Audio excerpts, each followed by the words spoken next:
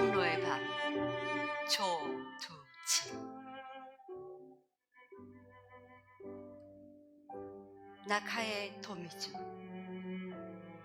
그는 미나카이 백화점 사장이다. 그는 아직 캄캄한 새벽에 백화점 앞을 빚이라는 것으로 하루를 시작한다. 미나카이 포목점 시절부터 해온 빚이리니 35년 넘게 이어온 일과였다. 길 모퉁이를 끼고 자리 잡은 미나카이 백화점은 출입문이 북성로 쪽과 서쪽 골목 두 쪽으로 나 있었다.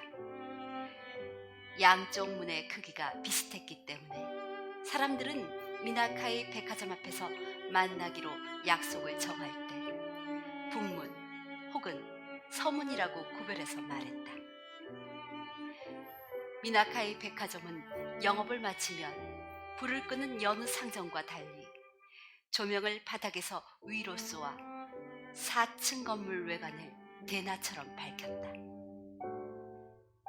가로등이 꺼진 뒤 어둠 속에서 빛나는 미나카이는 희뿌연 안개 속에 우뚝 솟은 성체처럼 보였다.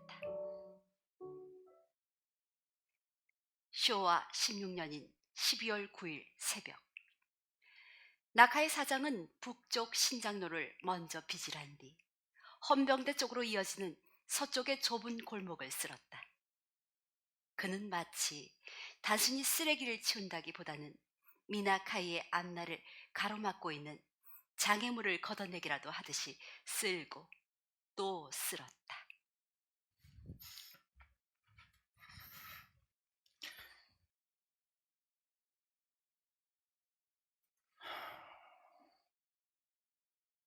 과연 아메리카를 이길 수 있을까?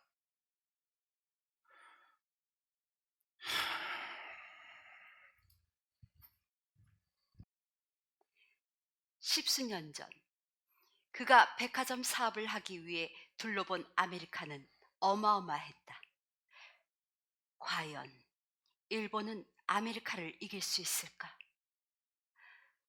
어제 천황폐하께서 아메리카와 전쟁에 돌입했다고 선전포고와 조서를 발표했다. 이 아침 황군의 우렁찬 군가 소리와 지축을 울리는 군합발 소리에도 가슴 속에서 피오르는 침울한 기운을 잠재우지는 못한다.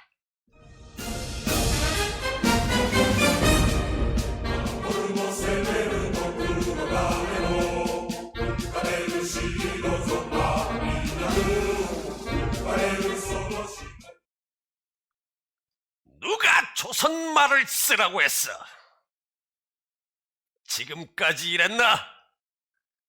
너희들끼리 있을 때는 조선말을 썼어! 노정주가 명치정으로 배달을 나갔다가 돌아왔을 때 요시다 기니치는 벌건 얼굴로 소리를 질러대고 있었다. 미나카이 백화점의 배달 부장으로 발령받아 온 요시다는 덩치가 크고 성질이 괄괄했다. 화가 났다 하면 노소를 가리지 않고 따기부터 올려붙였다. 솥뚜껑처럼 커다란 그의 손바닥에 따기를 한 대 맞고 나면 턱이 얼얼했다. 요시다의 고함 소리에 조선인 배달부들은 두 팔을 공손하게 앞으로 포갠 채 고개를 숙이고 있을 뿐 대답이 없었다. 목을 잔뜩 움츠린 모양이 언제 날아들지 모를 솥뚜껑 같은 손바닥을 두려워하는 기색이 역력하다. 왜 대답이 없어? 모조리 벙어리가 됐나? 대답해봐! 내가 없을 때는, 너희들끼리 있을 때 늘 조선말을 썼어! 실수! 이 자식! 니놈들이 조선말을 쓰면 백화점 이미지가 얼마나 나빠지는지 몰라! 너희들이 누구 덕에 일을 하고 누구 덕에 밥을 먹어! 조선말을 쓰면 누가 우리 백화점 물건을 좋아하겠어? 너희들이 조선말을 쓰는 순간 우리가 파는 제품까지 2등 상품이 된다는 걸 알아 몰라? 아는 놈들이 그따위 말을 해! 그때 노정주가 들어온다. 넌 어딜 싸돌아다니다가 이제 들어오는 거야.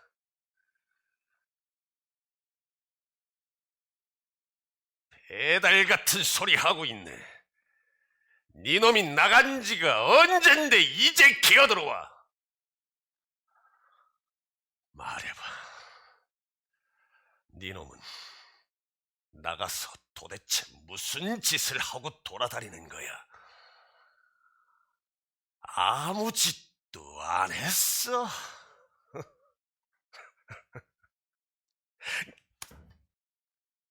이 자식이 사람을 병신으로 하나. 네 놈이 밤에 잠을 안 잔다며, 응? 낮이고 밤이고 쥐새끼처럼 빠져나가서는 도대체 어디를 싸돌아다니는 거야?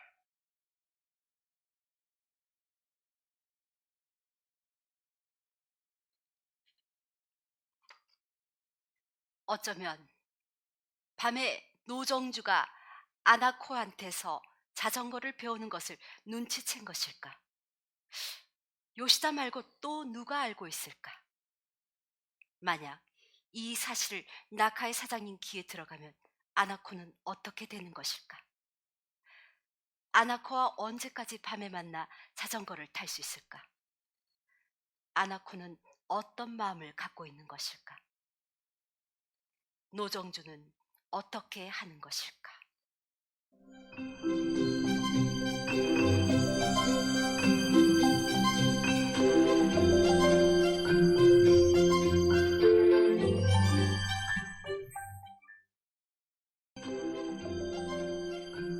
자전거를 끌고 나온 아나코는 바짓단이 넓은 나팔 바지를 입고 있었다. 자전거를 배우기로 했지만 막상 근무를 마친 밤에 만나고 보니 어찌해야 좋을지 몰랐다. 우물쭈물 정주의 팔을 아나코가 살짝 당기며 가요. 북송로의 밤은 아름다웠다.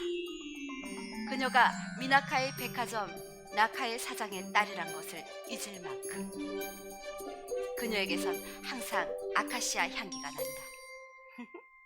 자, 자전거 잡아요. 제가요? 그럼 여기 누가 있어요? 하지만 이 자전거는 나카의 아나코 산 것인데. 누가 준댔어요? 자전거 타는 걸 가르쳐 준댔지? 자전거는 멈추면 넘어져요. 안 넘어지려면 달려요. 내가 잡아줄 테니까. 잠깐만요. 한 발을 페달에 올리자 자전거 한쪽으로 기울어 즉시 발을 내리니 무슨 남자가 그리 겁이 많냐고 어서 출발하라고 재촉한다. 자, 하나, 둘, 페달을 밟아요.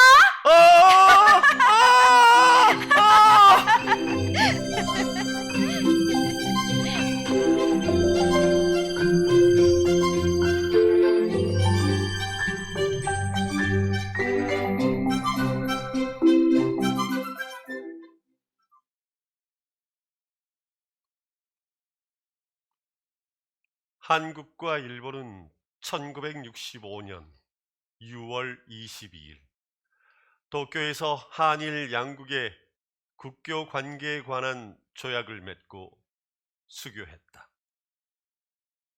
국교가 정상화되고 2해가 지난 초여름이었다. 부산을 출발해 서울로 향하는 열차가 쇳소리를 내며 대구역에 멈추었고 중년 여자가 맨 마지막으로 내렸다. 여자가 내리자 플랫폼으로 기다렸던 사람들이 우르르 열차에 올라탔다. 여자는 챙이 넓은 모자에 물방울 무늬 원피스를 입고 있었다. 바퀴 달린 여행 가방을 끄는 모습이 보따리를 이고 진 여느 여행객과는 달랐다. 북성로는 22년이 지났지만 간판에 글씨가 바뀌었을 뿐 도로와 건물은 거의 그대로였다. 자동차가 별로 없는 횡단보도 중간에서 경찰이 수시돈을 하고 있었다. 여자는 횡단보도 앞에 서서 대각선 건너편 북성로를 바라보았다. 태어나고 자란 곳이며 한 사람을 만나 사랑하고 이별한 곳이었다. 남편이 거기에 없다면 그녀가 보낸 편지는 수취인 불명으로 돌아와야 했다. 그러나 편지는 돌아오지 않았다. 한국과 일본의 국교가 정상화되고 첫 번째 편지를 시작으로 여자는 총 7통의 편지를 보냈지만 답장은 없었다. 남편이 전쟁통에 죽었을지도 모른다고 생각했다. 7통의 편지 중 단 한 통의 편지도 돌아오지 않았을 때 여자는 한국행을 결심했다. 옛날에 비해 향기는 떨어졌지만 북성로는 여전히 성황이었다. 거리의 주인이 일본인에서 한국인으로 바뀌었을 뿐이었다. 남편도 어쩌면 저 많은 가게 중 하나를 차지하고 있을지도 몰랐다. 북성로 입구로 들어선 여자는 길가에 늘어선 가게를 하나하나 헤아리듯 바라보았다. 상호는 모두 바뀌었고 간판은 지저분했다. 흰 타일을 붙인 미나카이 백화점 건물이 눈에 들어왔을 때 그녀의 가슴이 쿵쿵쿵 세차게 뛰었다. 그대로 있었구나. 지금도 백화점일까? 누가 운영하고 있을까?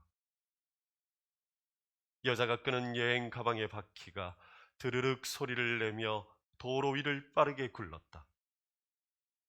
앞에서 자전거 한 대가 비틀거리며 여자 쪽으로 달려왔다.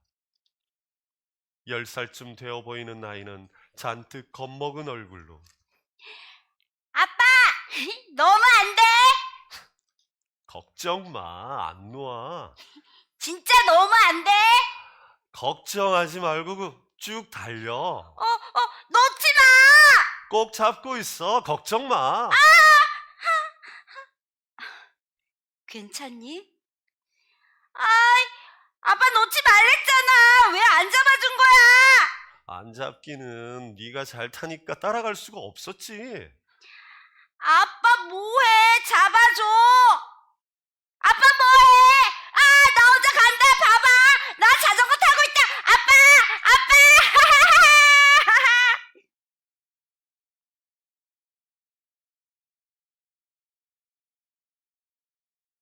여자와 남자의 눈이 마주쳤다.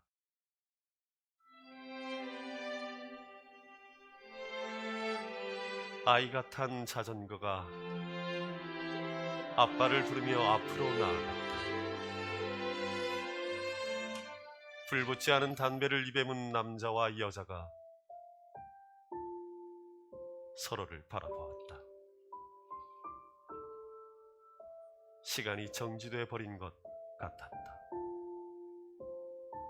두 사람은 얼어붙은 듯 꼼짝도 하지 않는다. 세상은 정지돼 버렸는데 아이의 자부심에 찬 목소리만 북성로에 울려 퍼졌다.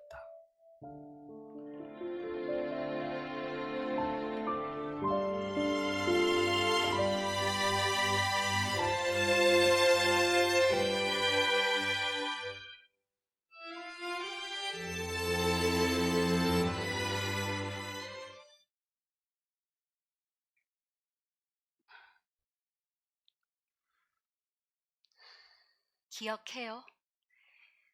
내가 당신한테 자전거 가르쳐 주던 날. 그때도 당신이 놓지 말라고 했는데 내가 놓았죠. 당신은 내가 놓은 줄도 모르고. 자전거는 그렇게 배우는 거니까요. 아이가 아빠를 많이 닮았어요. 눈매가 당신하고 똑같아요. 내 편지 받았어요? 여러 통 보냈는데 7통 모두? 네. 근데 왜 답장 안 했어요?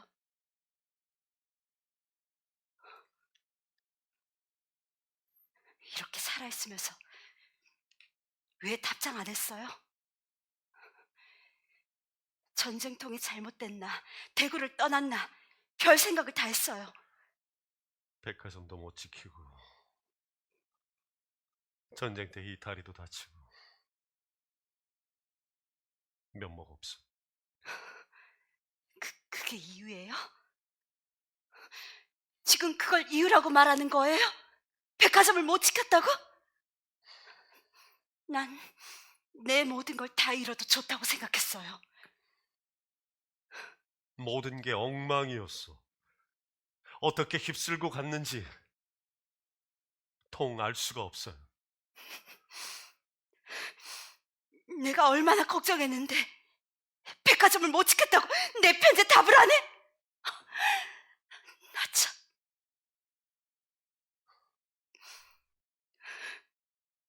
나카이 사장님은 잘 계세요?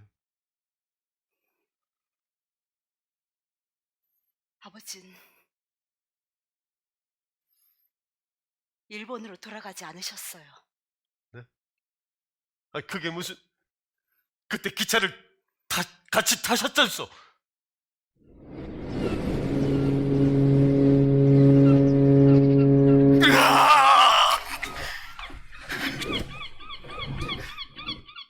내 청춘, 내 인생, 미나카이가 여기에 있다. 내 백화점이 여기에 있어. 젊은 날 내가 쌓은 모든 땀과 노력과 청렬과 꿈을 저 먼지 나는 혼돈 속에 버려두고 빈털터리로 귀국기에 올라야 하다니. 으아! 안 돼! 너희들 먼저 가거라. 아버지! 사장님!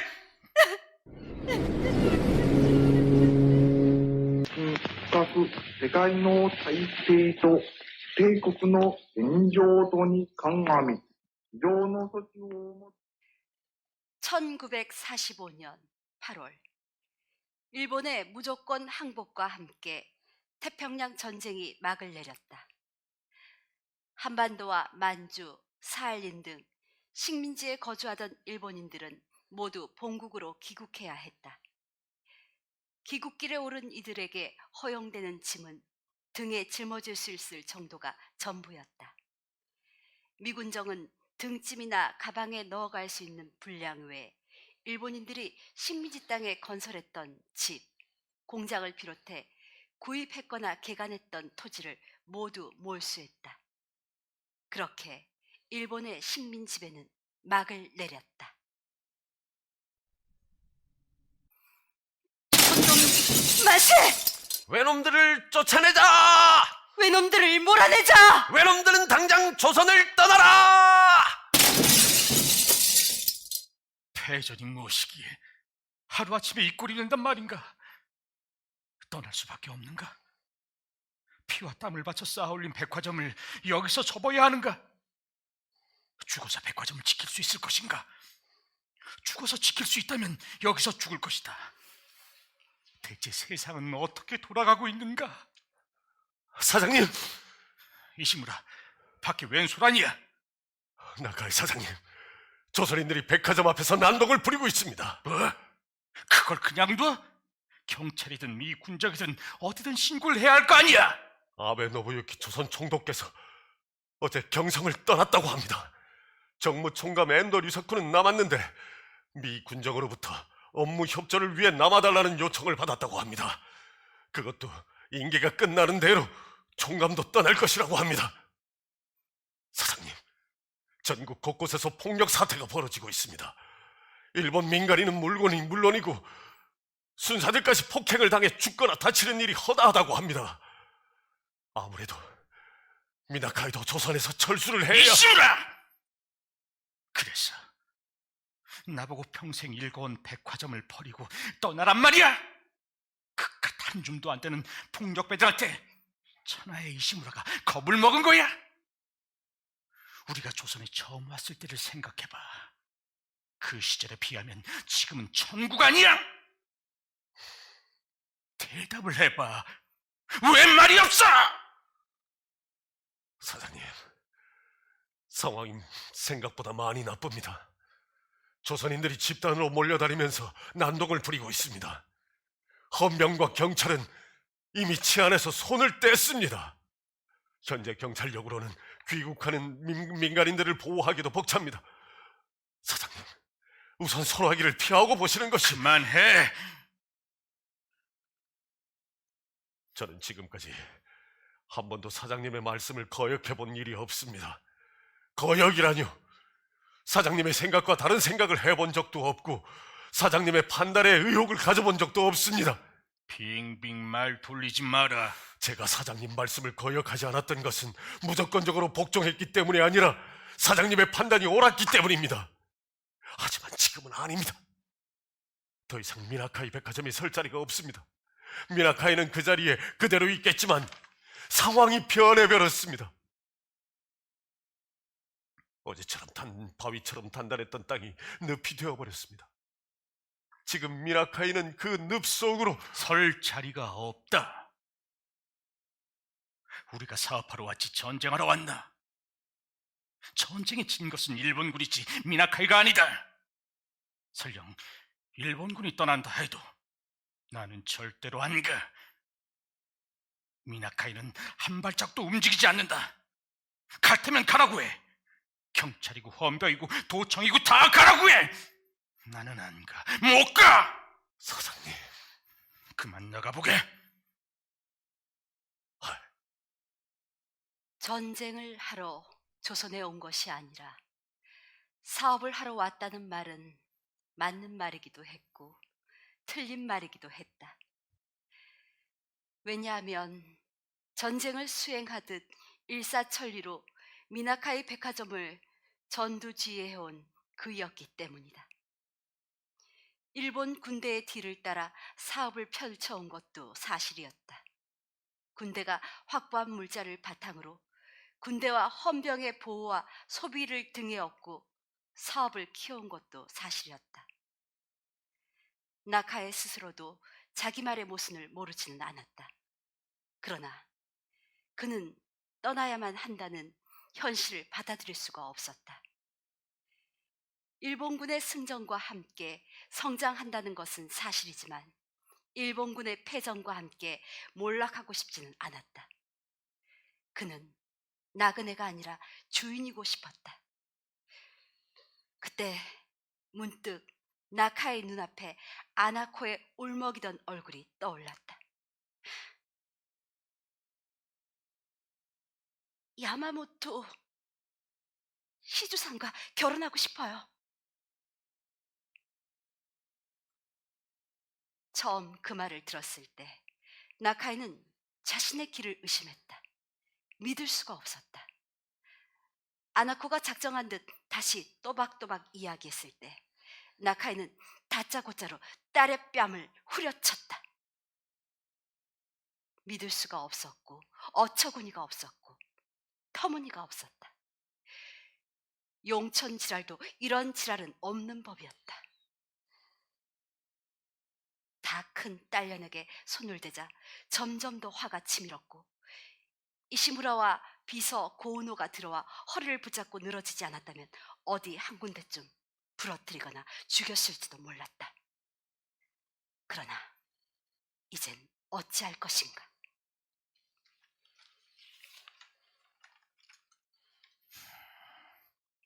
그저 서류상으로, 정말 서류상으로 아나코와 야마모토를 혼인시키면, 두 사람이 혼인하면 미나카이를 지킬 수 있지 않을까?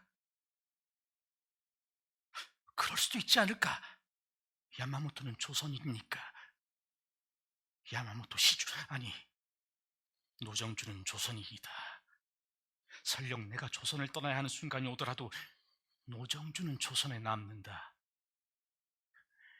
아무리 물러터진 놈이라 해도 일단 혼인으로 집안 사람이 된다면 목숨을 걸고 미나카이를 지키지 않겠는가? 미군정은 패전국인 일본인의 재산을 몰수하고 있다. 조선인인 미나카이 백화점의 사장이라면 이야기는 달라진다. 조선인 소유의 재산은 몰수되지 않는다. 그것이 서류상의 사장일지라도 마찬가지지 않겠는가? 그렇다. 아나코와 놈을 혼인시키는 것이다. 혼인.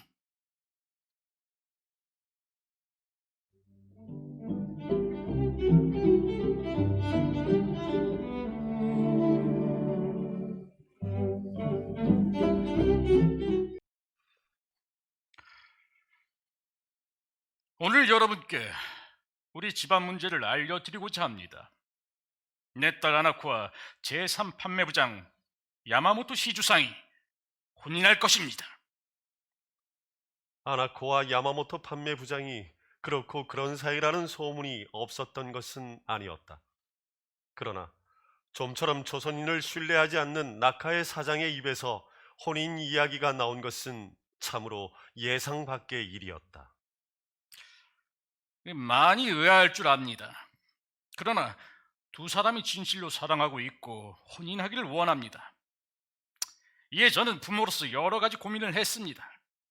그리고 오랜 고민 끝에 야마모토 부장, 아니 노정주 부장이 내 딸 아나코와 잘 어울리는 배필이라고 판단했습니다. 시국이 수상한지라 혼인 날짜를 앞당겼습니다. 모레 점심때 바로 여기 스카이 카페에서 혼인식을 열 예정입니다. 여러분은 물론이고 평소에 가깝게 지내던 분들을 모두 초대해 주십시오. 특히 여기 야마모토 시주 부장이 조선인임을 생각하셔서 조선인 고객들과 관리, 조선인 사업가들의 참석을 적극 권하고 싶습니다. 나카이가 혼인식에 조선인들의 참여를 적극 권유했던 것은 물론 노정주를 위한 배려는 아니었다. 그는 많은 조선인 관리들과 사업가들에게 이제 조선인 노정주가 미나카이 백화점의 주인이 될 것임을 알리고 싶었다.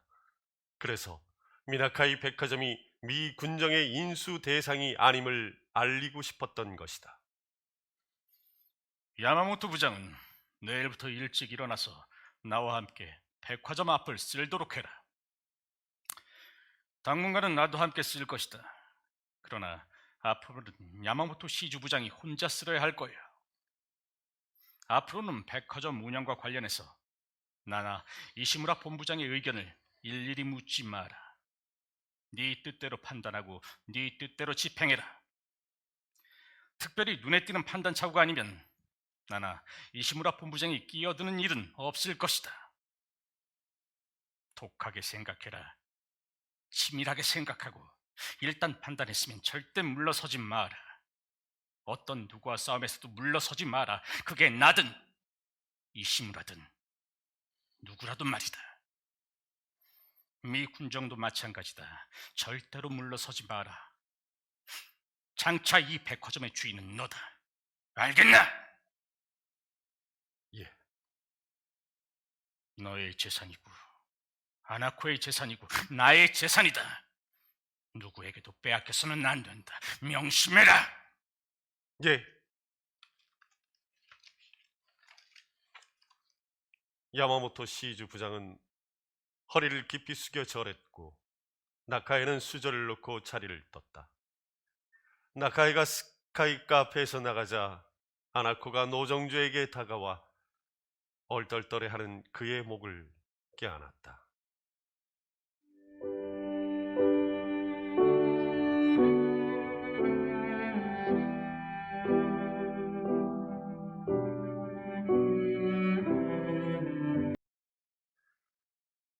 아침 저녁으로 쌀쌀한 바람이 불었다. 나카의 사장은 백화점을 자신의 사위인 노정주 앞으로 명의 이전하겠다고 밝혔으나 미 군정은 받아들이지 않았다. 야마모토 시주와 자신의 딸 아나코가 부부임을 증명할 근거가 없다는 이유에서였다. 혼인식에 참석했던 조선인 사업가를 증인으로 내세웠지만 혼인했다고 해서 미나카이 백화점 재산을 노정주의 재산이라고 당장 판단할 수 없다고 했다. 군정은 백화점 건물과 상품 목록을 접수했지만 명확히 처분 방침은 밝히지 않았다. 일본으로 떠나는 날 오후, 나카의 일가와 미나카이 최후의 점원들은 백화점을 나와 대구역으로 걸어가기 위해 백화점 앞에 서 있다. 남자와 여자, 어른과 아이 할 것 없이 등에는 큼직한 상자 한 개씩 쥐고 있었다. 등짐을 맨 나카이가 노정주를 붙잡고 신신당부하고 있다. 백화점 자네 이름으로 돼 있어야 한다. 야마모토 시주가 아니라 조선 이름 노정주로 말이다. 잊지 마라. 일본인 명의로 된 재산은 몰수당한다. 미나카이 백화점은 너와 아나코의 것임을 잊어서는 안 된다. 누구도 빼앗을 수 없다. 빼앗겨서는 안 된다. 백화점 사장은 너다. 너는 나의 사위고 나로부터 미나카이를 물려받았다. 명심해라. 우뚝 솟은 미나카이 백화점 옥상 너머로 해가 지고 있었다. 40여 년 전 해뜨는 동쪽에서 걸어왔던 젊은 나카이는 상늙은이가 돼 해지는 미나카이를 바라보며 왔던 길을 돌아가는 중이었다. 기차에 오르기 전에 나카의 사장은 노정주의 두 손을 굳게 잡고 고함을 질러댔다. 야마모토 정신 차려! 정신만 똑바로 차리면 호랑이에게 물려가도 살아날 수 있다. 내 말 알지? 정신 차려.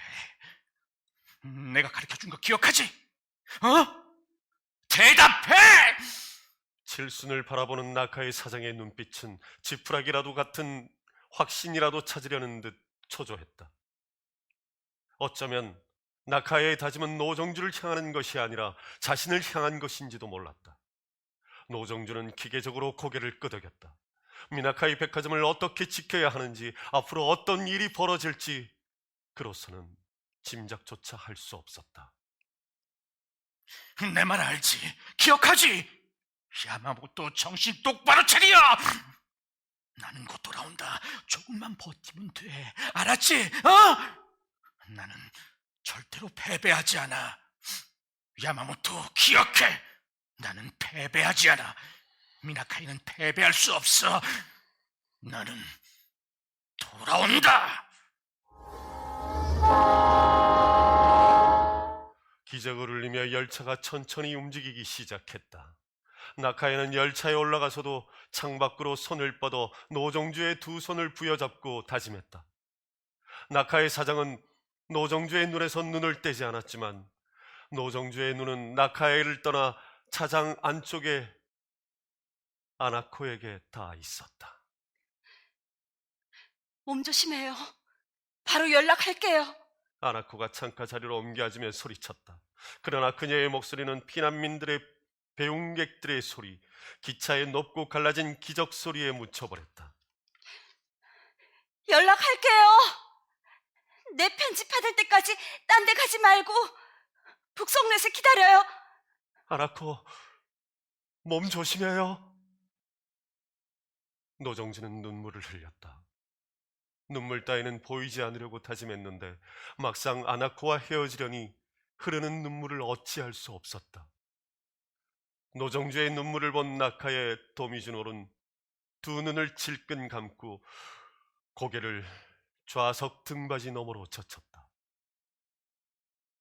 분노와 절망, 이루 표현할 길 없는 참담함이 밀물처럼 밀려들어왔다. 바람처럼 달려온 지난 날들이 높고 두꺼운 벽에 막혀 오도 가도 못한 채 울부짖고 있었다. 몸 조심해요. 사랑해요.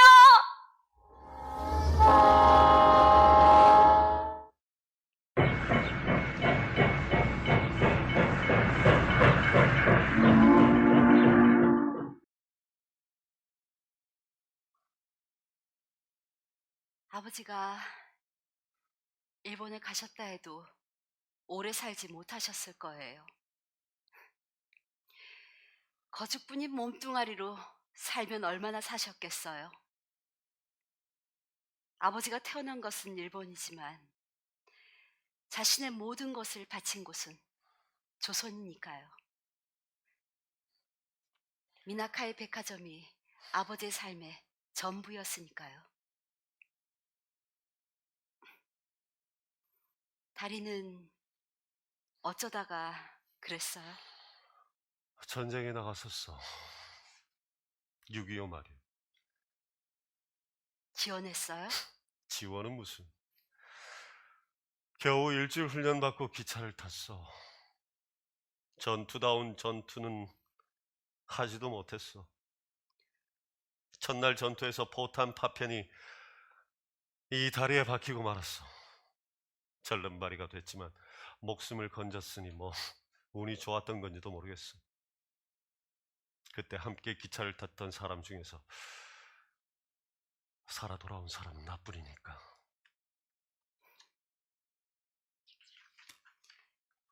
우리의 푸르른 날은 가고 없는데 세상은 그대로네요. 그동안 어떻게 살았어?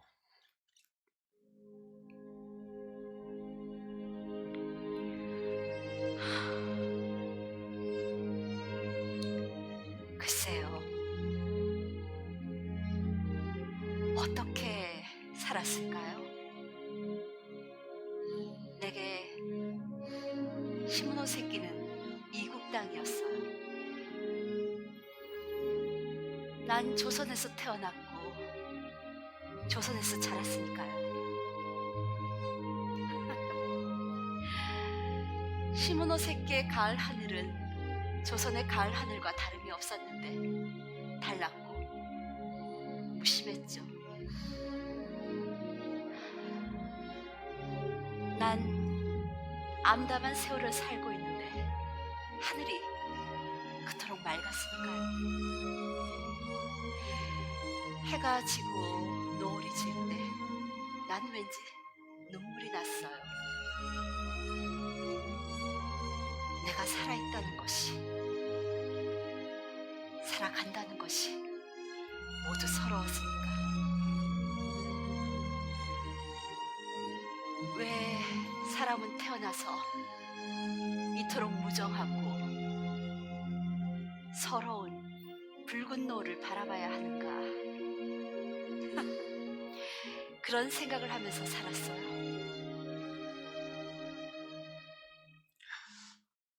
미안하오. 미안하시군요. 미안하셔야죠. 정말 면목이 없어. 그만! 그 면목 없단 소리 좀 그만해요!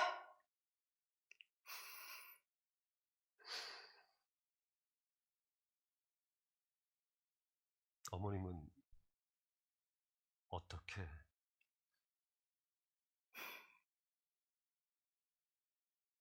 일본에 도착하고 2년 뒤에 아버지 소식을 들었어요. 그 다음에 어머니는 이듬해 봄에 돌아가셨어요. 그냥 한숨을 내쉬듯 깊은 숨을 내쉬고 돌아가셨죠. 남편은 어떤 사람이야? 난 조선에서 22년을 살았습니다. 그리고 또다시 일본에서 22년을 살았고요. 내가 조선에서 22년을 사는 동안 나의 삶은 만남의 연속이었죠. 내가 태어났고, 내 부모를 만났고, 내가 모르던 것을 알게 되고, 우정을 만나고, 사랑을 만나고, 그리고 세상의 울긋불긋한 색깔을 알게 되고, 찔레꽃 향기를 알게 되었죠. 하지만 일본에선 달랐어요. 매일 매일 이별하면서 지냈죠.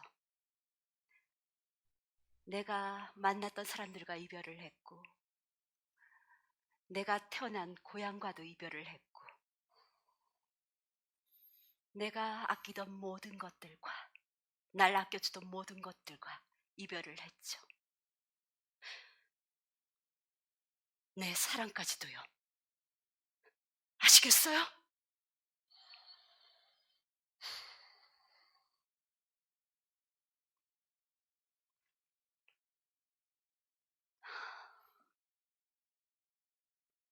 지금쯤 조선의 산과 들에는 찔레꽃이 한창이겠죠.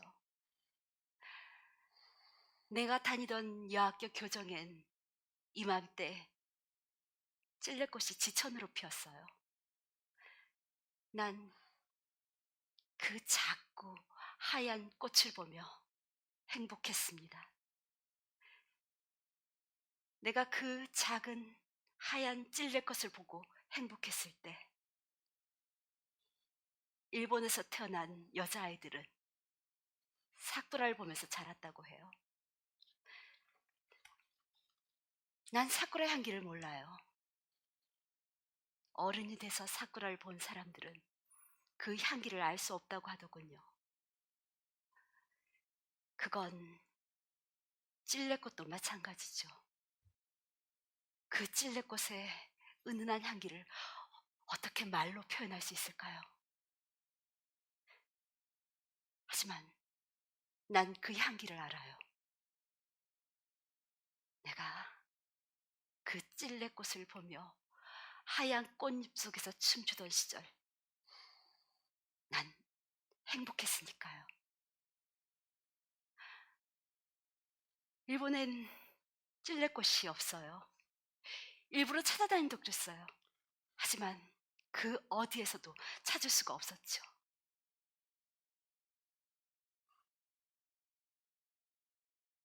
조선은 그렇게도 흔한 꽃인데 말이에요. 난 그렇게 22년을 살았습니다. 그 어디에서도 찔레꽃을 볼 수가 없었고, 천지에 흔해 빠진 사쿠라에서는 그 어떤 향기도 나지 않았죠. 난 고향이 두 곳인데 사실은 하나도 고향이 없어요.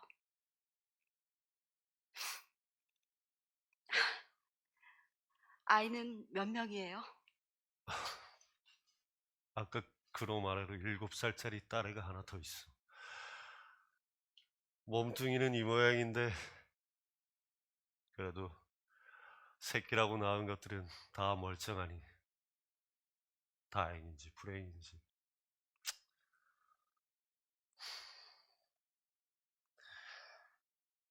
나는 일본 사람한테 무시당했고 해방 뒤에는 일본 사람 밑에서 일했다는 이유로 한국 사람들한테 배척받았어. 사실 나는 어느 편도 아니었어. 일본 사람 편도 조선 사람 편도 아니었어. 이제 와서 생각해보면 내가 누굴 위해 살았는지, 무엇 때문에 살았는지도 모르겠어. 사람이 무엇을 위해 살진 않아요. 그냥 사는 거예요. 그냥. 그래요. 그냥.